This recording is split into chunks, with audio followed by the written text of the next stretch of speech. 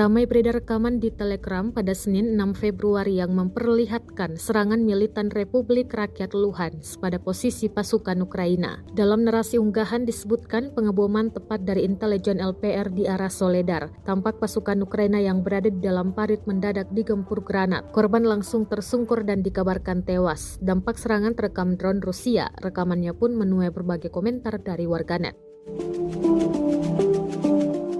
Perang yang terjadi di antara pasukan militer Rusia dengan Ukraina hingga hari ini, Selasa 7 Februari 2023, telah berlangsung selama 349 hari. Konflik di antara negara bertetangga itu hingga kini masih terus berlanjut dan belum tampak akan segera berakhir.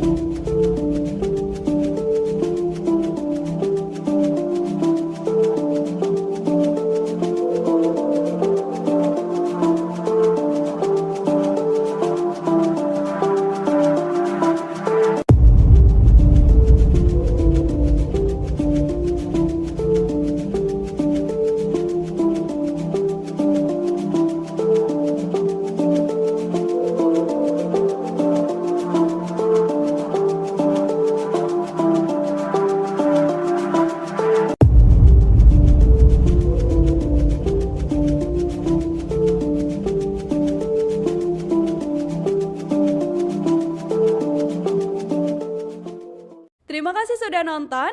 Jangan lupa like, subscribe, dan share ya.